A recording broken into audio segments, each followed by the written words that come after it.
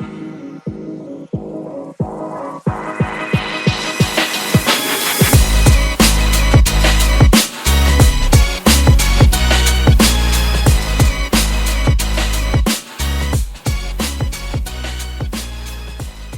back, Cold Front Convos, episode 14. Sorry for the issues last week. Missed an episode, some technical difficulties. You didn't miss much. We ranked the quarterbacks in the playoffs. It was a disaster of a segment, but you know what? We'll just never do that again. So we are coming off of the 31-7 Bills playoff win against the Broncos, and really it was just a testament to what the Bills offense can do against what's considered an elite defense. But maybe not the bigger story, but the more surprising story was, for me personally, was how well the defense played against a team that's been pretty good over the last 6-8 weeks. Holden, after the first drive where miscommunication between Rapp and Russell Douglas lets up a long touchdown, pretty much shut them down the entire rest of the game. So I was pleasantly surprised with that defense, and hopefully that shows up again here next week. Yeah, outside of the end of the half drive where they went to kick the field goal or whatever, that was the only offense they had the entire game. So yeah, I mean, one thing to look at, like Adam said, defense for sure. Hopefully they play like that next week. I mean, we'll get into that a little bit later, but big difference, I think, week 4 to current, and also playoff Buffalo seems to, go a little hard on that side of the ball. So not as much bend and don't break. It's more pressure, a lot of blitzes. Actually, they got quite a bit of pressure on 4-man rushes yesterday. Von Miller was in the backfield quite often, so that's nice to see. So, yeah, overall, great game. Started off a little slow on the offensive side, with the field goals. But W's a W. First round, moving on. Yeah, I kind of agree with what you're saying there, Mitch. That they started off slow, which made me a little nervous in the beginning, but they amped it back up, and defense really shut everything down. So it was just a really good game. They played other than that fake punt, everything seemed to go pretty smoothly for that whole game. I thought they were going to do it on the first drive. And like in my head, I'm thinking like, oh shit, they're going to fake punt this, try to go up, 14-3 or get some momentum going, go up 14-3. And they didn't, but came out on the second one. Mm-hmm. I mean, yeah, sorry, go ahead. Go ahead, Goose. No, you're good. Go ahead. As far as going back to, continuing the defense, Milano did a great job as far as like a spy goes on Knicks. He was in usually first, second down. He would get pulled out on third down. But he, as much as I've quote unquote maligned Milano as being, an issue because he was playing with one arm the last couple weeks. Yeah, he seemed to have healed up week 18 by sitting out, and he's fine. Yeah, at this point, he's awesome, really good. Yeah, back to where he's supposed to be. Yeah, he definitely showed some flashes of pre-injury Milano during that. A couple times he beat running backs or Knicks to the corner to stop the play from getting around the edge, where even a few weeks ago, I don't feel like he was necessarily getting that or being able to fight off the blocks to get there. But, to Mitch's point about the slow start, the Bills only had 3 possessions in the first half. And, I mean, they were 12 plays, 13 plays, and 11 plays, and it was field goal, touchdown, punt. And, slow start because they were just grinding the ball down the field and not putting up points like we're used to seeing. And as far as Denver goes, they had the first touchdown drive, 2 minutes and 20 seconds. Then they went 3 and out. They had the 9-play, 30-yard drive that was a punt, and then they missed a field goal at the end of another punt, and then they missed field goal at the end of the what's it called. So it was, the Bills chewed up so much clock in that first half that when they finally got the ball in the second half, it's field goal, touchdown, field goal, and then Neal to end the game out. So they scored on all but one possession, and then you count the kneel as a possession. So they scored on all but two, but only having 3 in the first half kind of made it seem like Denver was really hanging around, you know? Yeah, that's what it looked like. Just kind of what you said. It looked like they were staying there, but they weren't getting anything going. Yeah. Yeah. I mean, Allen ends up with 272 yards on 20 of 26, and he threw 2 balls away just into the stands, essentially. Against the number 2 defense in the league. Right. He threw in front of Surtain a couple times.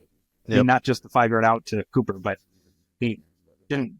I wouldn't say he picked on him because he definitely didn't, but he wasn't afraid to throw near him. Who was it? Romo was saying anytime that Coleman was lined up one-on-one with Surtain, he was throwing the ball Coleman's way. Yeah. I mean, and then you got James Cook and Ty Johnson, too. Both ran the ball Hell of a well. catch. Oh, and hell of a catch. Yeah. Yeah. Prayers up, Ray Davis. Yes.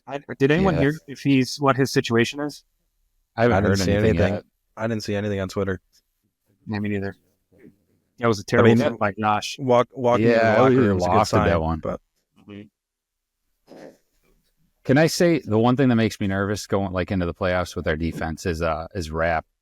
I don't know if you guys I don't know who it was that the ball was overthrown. he could have picked it looked off.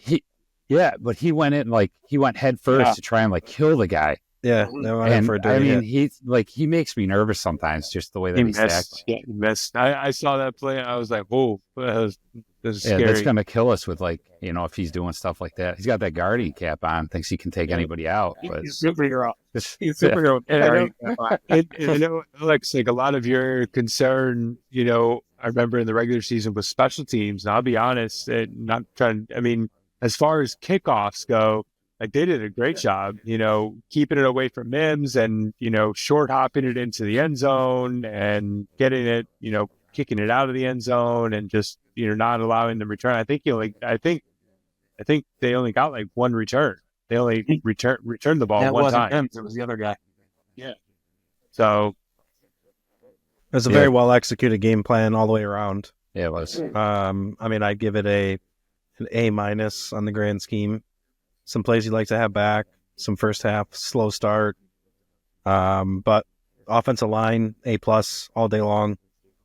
I think that 4th and 1 play where Josh rolls out. If you guys saw the video, Deion Dawkins literally just standing there watching him. Literally just watching him. A guy runs right by him, and that's when Josh throws the ball. But he had he's 7 just seconds. watching the play. He had 6.98 seconds, I think, something stupid. They said to throw the ball on that play, which the average is high 2s, low 3s. Something, somewhere in the around there. league. So, and I get what you're saying, slow start. I think that's just the game plan. I'm curious if they were trying to keep the ball out of Denver's hands and establish the run to open it up. And get the run game going to start some play actions. And I agreed. I agree with that. Yeah. At a point, they were running 63% of the plays were run plays. I think it ended up in that favor or worse, or more, which at the time was the third most run plays in the Josh Allen era. And one of the games that was more was that New England wind game. Remember, it was 50 mile an hour winds in the stadium. Yeah. And Josh still threw the ball 15 times that game. Yeah. So, I don't think it ended there because Josh did throw 26 times, but they definitely ran more than passed. But if they can, that's probably going to be the strategy against Baltimore, I would think, is give Baltimore less possessions, less chances for Henry to wear down the defense. Yep. And put your helmet on Lamar. I think we mentioned Milano getting his speed and getting his feet back.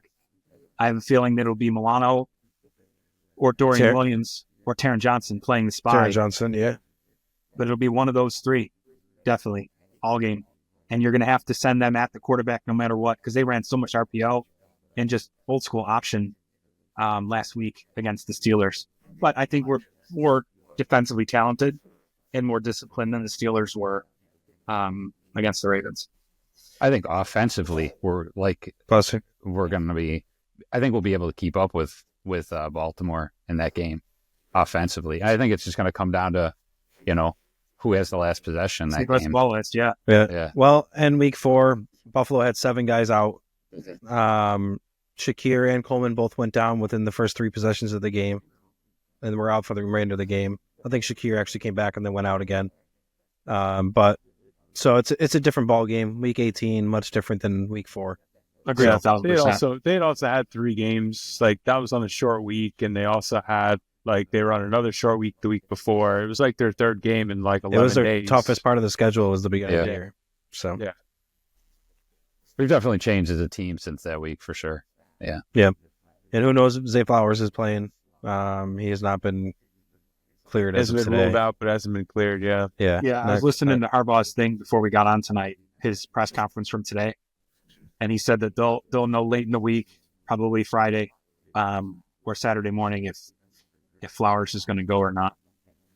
So I mean, they got hella weapons. They got Andrews, who's looking actually more like Andrews than beginning of the year. Yeah. So he's on a hot streak right now, per se. I think he led all tight ends in touchdowns over the last 6 weeks of the season. Yeah, 7 weeks. Yep.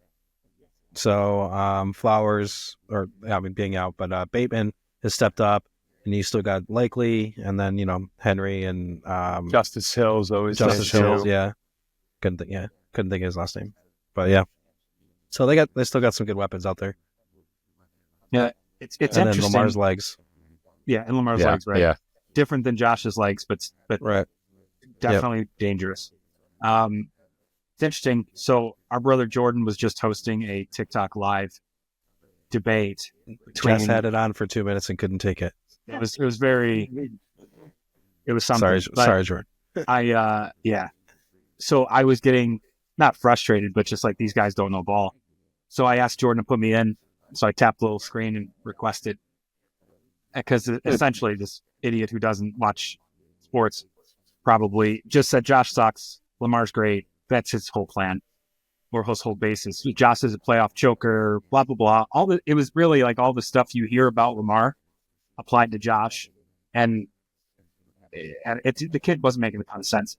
But what I will say is that another guy started this, and I kind of piggybacked on it.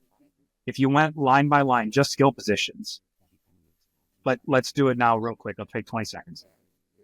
If you go running back 1 versus running back 1, who would you rather have on your team right now? Derrick Henry or James Cook? Henry. Yeah, Henry, yeah. Yeah. Would you rather have? It's close. Cook's done really well this year, but you still rather have But Henry. Yeah.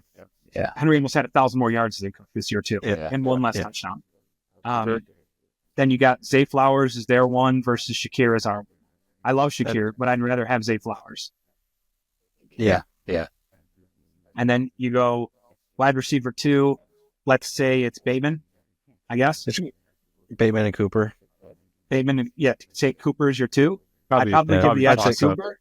Yeah, I give it to I would Cooper. say Cooper. Cooper or Coleman. If it's Coleman, I give the edge to Bateman. If it's Cooper, I give the edge to Cooper. Because Coleman's got more receptions lately than Cooper has in the past 3 games. So. Oh yeah, I mean, he's got more reception by a long shot. But okay, so we're so far 2 Ravens, 1 Bill, and then you go Andrews pair them together. Andrews and Likely versus Knox and Kincaid. I take Andrews and Likely personally. Yep. Yeah. To be honest, the way Kincaid's played, like, he's had good catches, but his stats aren't there. 2 Don't throw him touchdowns. ball. No. Yeah. I'd take both of them over both of ours. Singles on single. Too. I would take Kincaid over Likely, but as a pair, Yeah. I 100% take the other ones over, just because I think Kincaid can do more than Likely can, as far as in the pass game, and that's how we are set up. You know what I mean? Yeah. To throw the ball more. They're more of a run team, so you'd want, I think, probably Likely over, him. But so okay, those are offensive skill positions. Now take middle linebacker. I don't know who the third receiver is, but then you got Mac Hollins. Yeah, He's actually statistically our number 1 right now, I think. Yeah, which is crazy. Yeah. But whatever. Those are role players, we'll say, because then you would take Cooper or Coleman before you would take Hollins. So, but then you got on the other side of the ball, you got Roquan Smith, All Pro. You got Marlon Humphreys, All Pro. You got I can't think of the defensive ends or defensive tackle's name, but they have a stud. Owe. Yeah, Well, they got Owe, you know, as rusher. Yeah, so you got Haloti three Ngata. studs right there. And we got Bernard, Milano, Taron Johnson. I think Benford's going to be a stud. I agree. Yeah. Benford's the only guy on our starting defense that I would take over I would take Taron Johnson in the nickel, but I would take both safeties from Baltimore. I would take But I would our also defensive take line's pretty good, so maybe a coin flip. Yeah, as you see, you kind of split it. On the interior, you take Baltimore. On the exterior, you take Buffalo. Sure, And I would take. I think yeah, linebackers, you take Roquan Baltimore. Smith, and you take Bernard. I mean, those are your two carryovers. yeah, Roquan and Bernard, which both play the same position, but you'd figure it out. Milano to be assessed. If Milano's fully healthy, then Milano with you're an gonna have to go asterisk. Milano, then I'd take him in a heartbeat. But I'm saying, like, they got 9 Pro Bowlers, they got like 6 All Pros. Yep. We got Josh, second team All Pro, and we had 2 Pro Bowlers. Deion Dawkins. Yeah.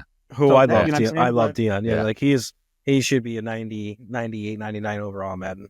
So the And I think narrative that Big Lamar's snub for him. doing this with nobody is amazing to me. Yeah. Because before the season, the narrative was never that the Ravens were on paper understaffed, undermanned.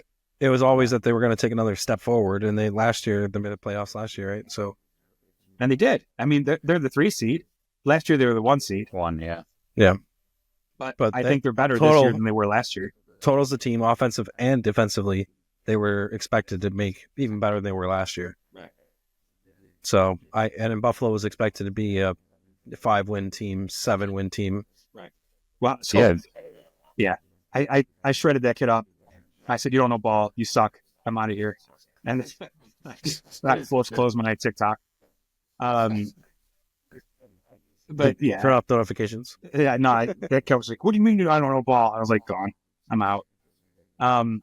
But long story short, though, that it's going to be a very interesting. You got all the narrative Josh versus Lamar on Twitter, so I can't even go on it because it just makes me annoyed.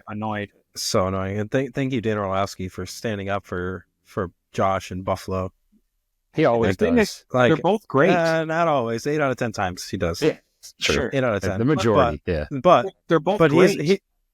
right. And his arguments are very sound and very just plain black and white, common knowledge, common sense. And people just like, no, it's Lamar, it's Baltimore, they're fantastic, both of them. The team, Lamar, fantastic. Not taking that away, but don't shit on Buffalo. It's kind of the back to that. Like, it's got to go both ways. I mean, not to mention we have a better record than you. So We got smoked by him in week 4. But like we said earlier, that's 4 months ago. Different team now. Yeah. Both of us. I mean, and you got a guy on the Ravens who ran for 1,940 or 1,960, something stupid, yards. Your stats are gonna be better as a quarterback when they got to put 8 guys in the box to stop a guy who just still ran for 1,940 yards. So I don't know. Looking forward to this week. I think if we can keep Henry to around 100 yards rushing, I think we win the game. But make Lamar throw the ball. I was just going to say, but this is the thing that's what they did against Kansas City last year, is they tried to keep up with passing the ball and then they lost the game. So I wouldn't be shocked if they think they have to keep up with throwing the ball to keep up with Allen and the Bills offense. Same thing might happen. I mean, I hope we need to score 35 to win this game. If we don't score 35, we're losing. I think it's possible for them to be able to do that against the Ravens defense. I mean, they're good, but I think we're able to, if we can get separation and get out there, I think we'll be able to. Yeah. I know. mean, they're scared defense at this point. They're probably best defense in the league the last 6 weeks at this point. Like, they're looking like the legitimate defense they should be. So that's a little bit was scary because they moved. Yeah. And I don't mean to contradict you, but yes, statistically, they're one of the best, definitely one of the best defenses in the last 6 weeks. But in the last 6 weeks, Browns, Steelers, Jags, Giants, a bye week, and somebody else. Yep. So I guess the marker of a good team is though is shutting down the teams you're supposed to shut down. So they definitely are doing that. Yeah. It's going to come to Allen's mistakes, I think. I think that's if we win the turnover battle and we keep Henry without breaking, like he broke, an 87-yard run or something stupid to start the game last year or earlier this year. Maybe we can avoid that kind of stuff, the pop plays, splash plays. I think we're being in a position to win. Yeah, I mean, the big thing they had week 4 is they blitzed Allen like crazy. So it'll be interested to see how the offensive line. I mean, our offensive line is really good. That they got exposed in the Texans game in back-to-back weeks, Texans game and then in the Ravens game. So it'll be interested to see what adjustments they make on the offensive line and if the Ravens have that same game plan of just blitz, multiple guys and whatnot, 6-7 guys all at once. So because there was few blitzes in that game where it was 6 guys, 7 guys that were just coming and so yeah, we didn't have an answer, especially with no Shakir, no Kincaid, Cooper not on the team yet. Yeah. I mean, go ahead, Adam. But I mean, our one was who during that game? It was Kedman Coleman, or was Coleman even playing then too? Or was his wrist still hurt? He was out. So he was out too. So you had Samuel? Holland it would have and been Samuel. Hollins and Samuel. Yep. I was going to And say then that. Knox, and then Knox. Knox, and Quentin Morris. Yeah. And we really shouldn't have been in that game we were looking like we could have actually come back when we did that trick play. We were starting to run back into it, but Yeah. you know what I mean? And then that happened and then it was over. But we Right. really had That no ended it. reason to even be close to coming back in that game. And we still could have if we had not done that. I think things would have changed a little bit more. We probably still would have lost, but it wouldn't have been quite as Wouldn't have been a blowout. embarrassing. Could have been like Yeah. 31-24, something Yeah. stupid. Right. That's what bugs me about everyone's argument right now, though, is, you got blown up. Yeah, you're 100% right. We got blown up. Short man, undermanned, and outcoached. We definitely were out schemed. I don't care if we had the guys or not. Defensively, we were okay.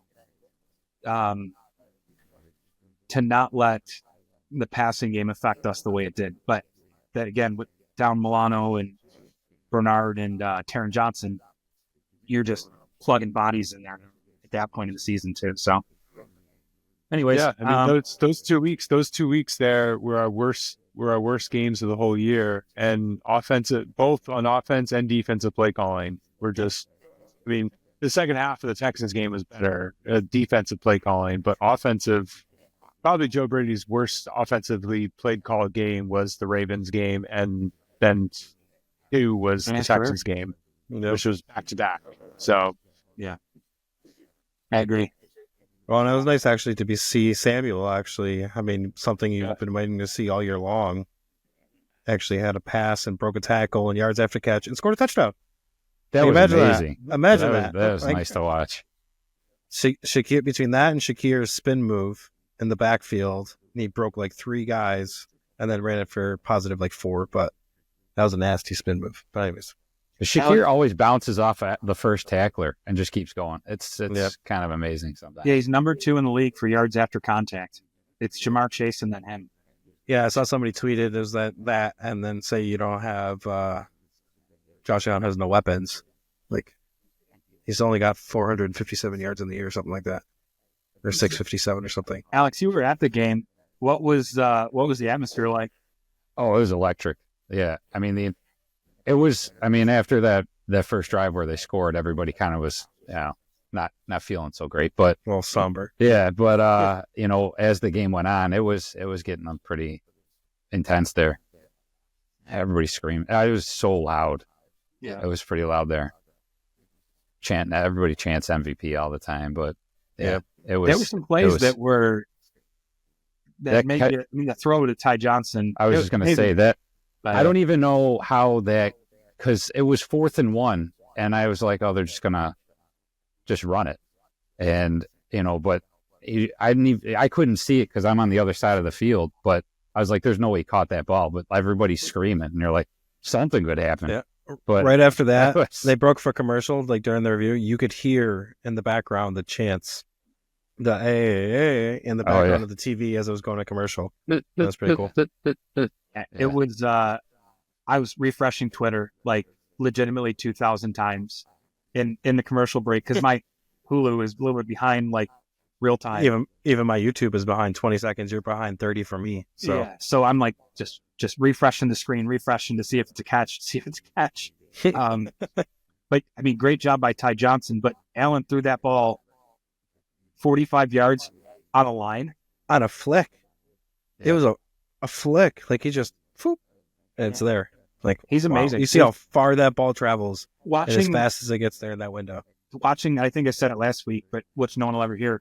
But the Week 18 game, I said I'm spoiled by watching Josh Allen and Mahomes and Joe Burrow and Herbert throw the ball because then you watch Trubisky and those guys. Even what was the backup for Milton? He's got a strong arm, but it's not the way that those four guys throw the ball. It's a different looking throw. Milton was compared to Josh Allen.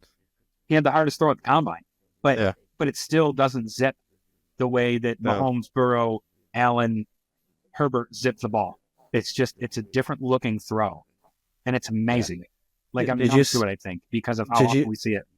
Did you see the interview with Josh and I can't Jason remember who it was? Garrett. Jason Yeah, Garrett. with Garrett. Yeah, I yeah. was just about to bring Oh, that is- up. How he with the the lab Arm and him rotation. changing his throw And the arm hips, angle it's and all in the everything. hips. Yeah, it's all in his hips. Prior, he used to hurt his shoulder because he was throwing it too hard and it was all shoulder, all arm. And now it's hips whipping and body turning with his arm and shoulder, so he doesn't feel as much pressure Who and was- soreness. Who was he going? He went and worked with somebody for a while when he was like the first Yeah. 3 years. Who was it that was a quarterbacks Palmer. coach? That Palmer. Paul- That's right. Yeah. Palmer. Yeah. Jordan Palmer. Yeah. I was going to say Jake Plummer. Wow. Close. He was also Yeah. a plumber. The lefty. Do you guys listen to Kyle Williams when he Yeah. is Saw it on that was- Twitter. yeah, that was pretty awesome. That was I like cool. Kyle. Yeah. He did a good job of it too. Sometimes their Yeah. timing is a little off. Yeah. You think My favorite was when Drew Bledsoe did it. I don't know if you guys watched that, but I he saw was it. he was just off when doing that. He didn't even say it right. No, it wasn't right. But he came in. I think he was pretty much drunk when he showed up to that. I guess Him that's and one of the big Marshawn problems. Lynch were the best. That's one Marshawn of Lynch the was big high, problems so they he have. didn't say anything. It's one of the big It problems was- we have with those guys is they hang around with the other players, like the ex-players, ahead of it, and they all Yeah. like what's his say? Mark Kelso, remember he used to be the announcer. Mhm. He used to polish off apparently like half a bottle of liquor before the games. Like he'd be with all the other ex-Bills, and they would just get hammered. I guess Tasker was like that too a bit, but Wow. whatever. I'd like to see Fitzpatrick do next week. I saw somebody post that. That'd be pretty cool. I What would did they, be there because did they announce who it is? Amazon's not playing. No, not yet. And he replied to whoever posted it and put a picture of him with a pick in his chest hair. Yeah. I did see that actually. Yeah. Well, because Amazon doesn't have a game this week. Right. No. Yep. It's all on local channels. Fox and CBS and CBS. Fox. Yeah. Yeah, ABC, CBS, Fox, and NBC are the four, Biggest viewership. and then That's what Fox, they want. CBS next week. All right. Well, if it's cool, it's 24-3 Rams Yeah. right now. Vikings getting So rocked. let's do the pick'ems. Well, they said that. I mean, the prevailing thought was that the 5 seed in the NFC was going to get smoked, just because it was the Detroit or them, and coming off of that loss, they were going to kind of be toast. So Did you see the new proposal that came out about changing playoff formatting next year? I heard they talking about it, but I don't know what the Yeah. actual proposal was. So they want to change it to winning percentage as opposed to division winners. Like to get a home game. So like the Vikings Correct. would have gotten a home game versus the Rams. That Right. makes sense. That's I mean, And it does. And Yeah. And I get the that. Commanders would have gotten a home game versus Yeah. the Bucks because they would have had a Yeah. better record. In that That scenario, makes then, sense. it's not top 7 winning percentages. It's still division winner gets a spot, but they may not get a home game. Right. Correct. Right. Yeah, Yeah. they got to look at it the same way with the college football playoff too. Like, like the top 4, Strength of schedule. schools, winning their conference, they shouldn't get the top 4 seeds or whatever. Like they should. Yeah, it should. Right. I'd like to see them go back to 6 playoff games and give the bye week to the top 2 seeds. Whether we end up with 2 or 3, it doesn't matter. You almost rather them eliminate the bye week altogether. I mean, I don't think they would ever do that and just add an 18 because another team. Honestly, the one seed. I mean, or you get the top 2, bye, but the top team always, in most cases, is you're rewarded with the bye, but then they look the worst because they end up, because they've had 2 weeks off essentially. Yeah. I don't think you're going to see another schedule change as like an addition of a week without adding a European team. Yeah. Well, there's a shot that Bill's playing in Europe this year. They got an extra home game, so they do. They definitely are going to be. If Houston upsets Kansas City, you're going to see them eliminate that bye week. I can almost guarantee that. I really think Kansas City's going to. I don't know if they'll lose, but I think they're going to come out real bad. If Houston's defense shows up, Christmas. Yeah, that's true too. If Houston's defense shows up, I think there's a shot. It's going to be a very close game. I mean, they had a close game with them earlier in the year. What was that, around Thanksgiving sometime? I mean, it wasn't. Yeah, they still had Dowell and Diggs then now too. And Diggs, but yeah, I mean, they got Nico Collins and Schultz and Mixon. You need Mixon to be able to get a bunch of first downs. You need Mixon to grind. So it's going to be hard for him to run against that defense, though. Yeah, good run defense. Buffalo did it. True. Let's jump into pick'ems for this one. Remember doing it with the spread. First game Saturday, we have Texans at Chiefs. Chiefs are 7.5 point favorites. It started off at 8.5 and dropped down to 7.5. I'm gonna take the Texans with the points. Yeah, I should write this down. Like I did last time. Okay. So I'm doing the same. Plus 7.5. Take the Texans with points. Yep. Everybody? All 4 of us. Yep. Sick. Makes that easy. Even though Travis Kelce said what? Even though Travis Kelce went off, and I'm not scared of nobody. We're going to come out there and he knows how to play off work, so it doesn't matter what if he wants to play everybody, Mortal Kombat style or not. Right. Yeah. That's because Jason brought up the fact that people were bringing up the fact that they lost on purpose so the Bengals wouldn't get in. Yeah. Right. Like, I know, but whatever. It just shows how bad Carson Wentz was. It doesn't really show anything other than that. No, they purposely lost. They didn't put any points up on the board. I mean, that's why. They could have scored. Yeah, they could have easily scored. Carson Wentz is really as bad as everybody said. Well, they probably ran the vanilla offense. They deserved. Yeah, they earned that right to play that bad that week because they locked it up.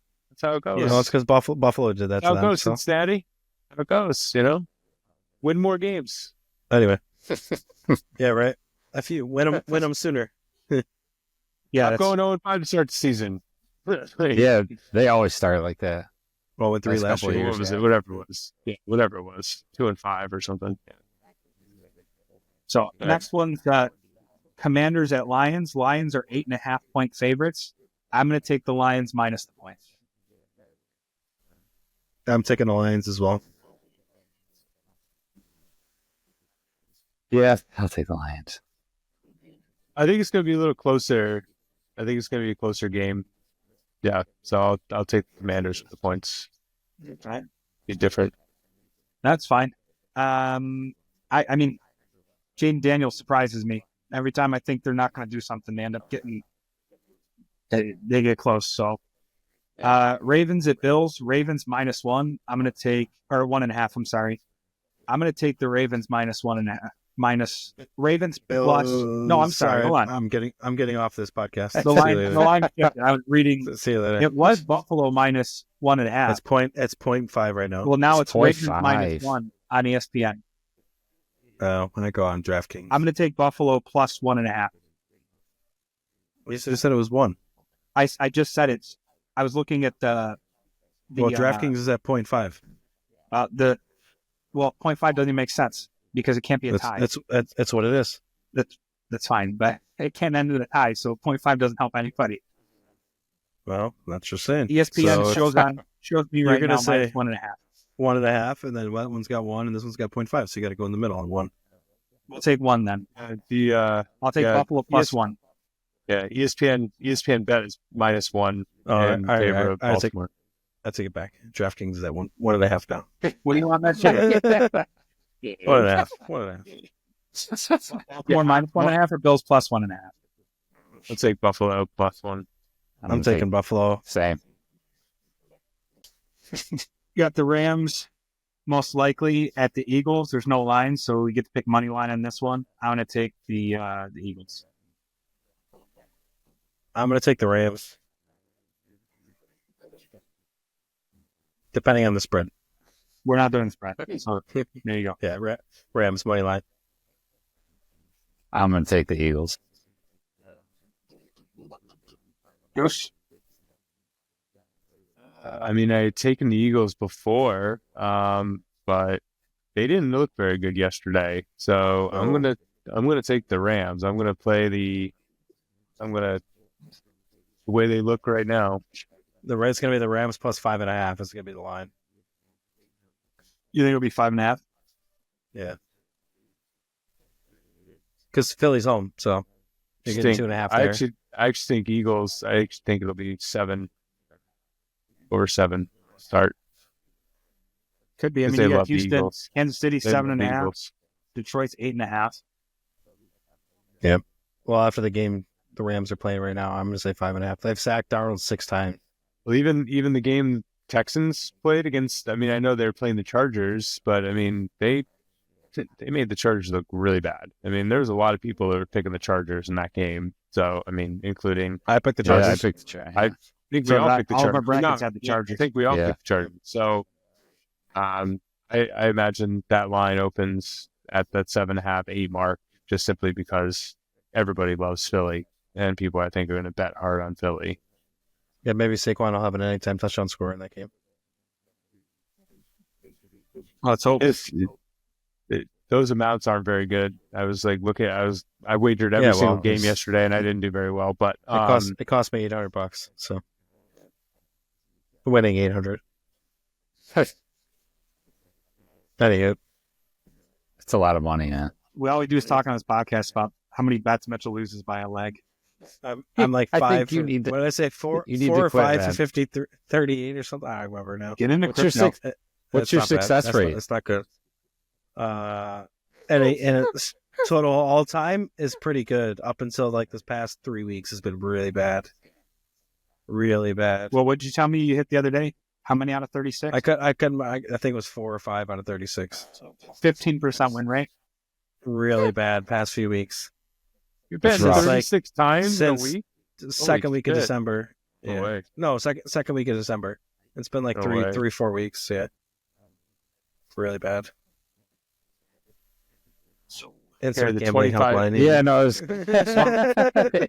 I'm gonna be running the 25 bucks from Venmo that you sent me for winning the that 1 week or whatever, having the highest points. So I'll ride that for the next The worst part 2 is months. it's always by a point and a half, 2 points. Like I go 4 for 5, 5 for 6, 3 for 4. It doesn't matter. I'm cursed.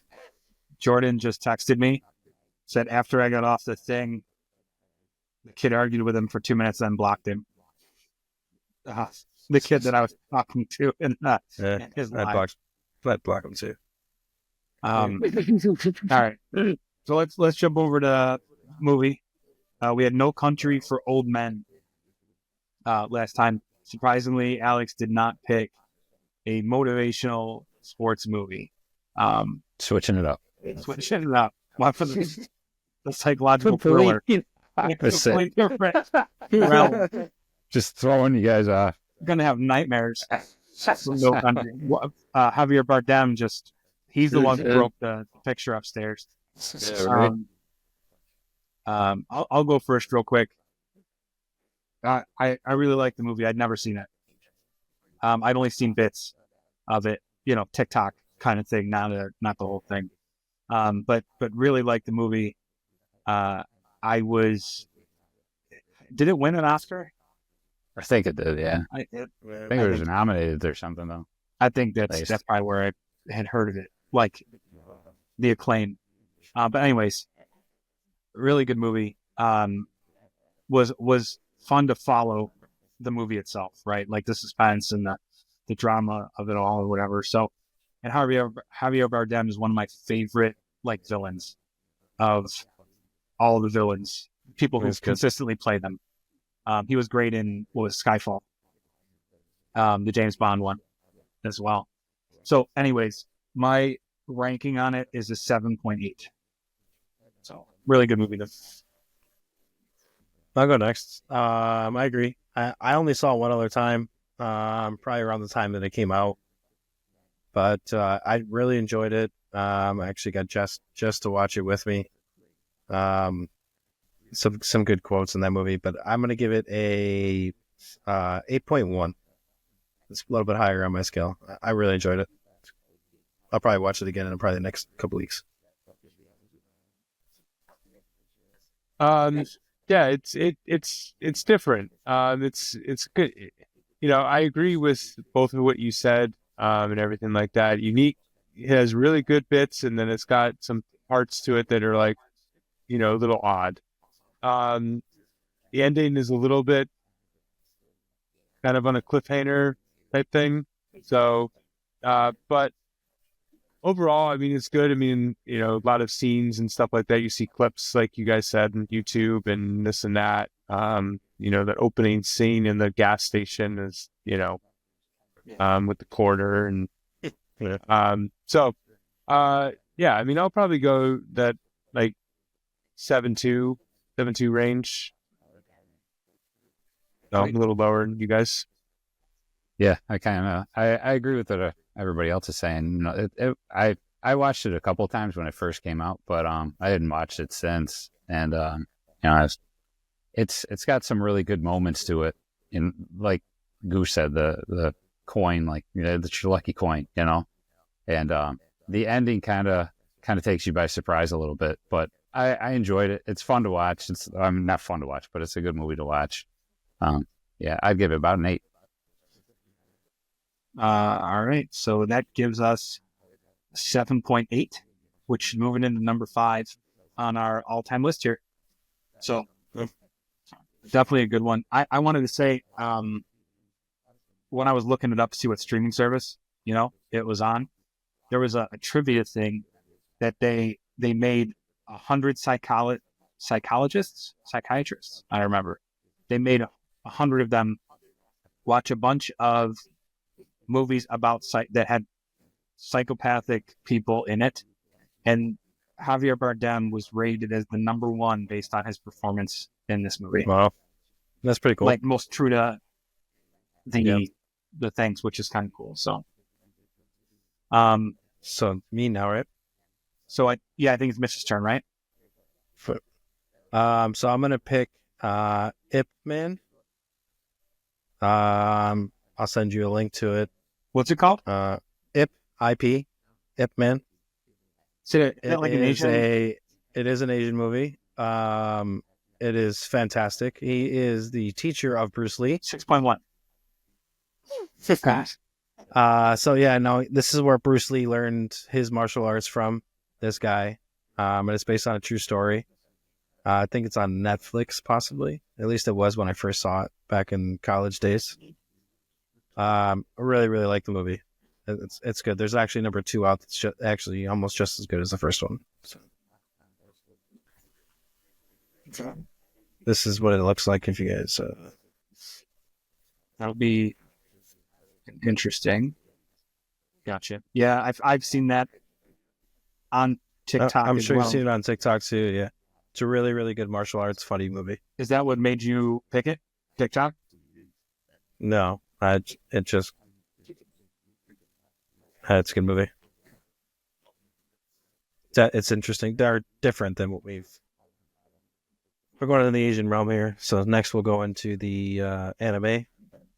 Nice. Never watched an episode of my life, but yeah. Maybe somebody can pick Hypercube or whatever that, right? Pokemon XY. We'll watch the series together. XY chromosome. Okay. Nice. All right. So So, Ip Man is the next installment on this one here. Goose, you're after that, right? Because I did Bohemian Rhapsody before Alex. So, get Yep. something on the docket. Hopefully, we come back to you next week on a Victory Monday. I already told my boss that I am out that following day, regardless of because I don't get Martin Luther King Day off. So, but I told him I will not be at work regardless of the outcome of the game. So, I did book my hotel rooms for Buffalo today, so just for the party, if we do advance, just to get them on the books. So there's that. there you go. Congratulations. See y'all in Buffalo. Oh, March 8th, we are going to spend some time together. Hopefully, we could see Goose in a Speedo, which will be an interesting scenario, but they should Like be Matt good clips of Collins. that. Just wear the furry Bill's hat. Just Speedo, and the hat. just the, what was that called? The Lodge. Fred Flintstone. I can't Yeah, think the what Lodge. it- oh, yeah. The water buffalo, right? Water Buffalo, that's right. The Water Yeah, yeah. Buffalo Lodge. So, all right. Well, we'll see you folks back here, our non-viewers, next week. That's it. Go Bills. Bills. Go Bills.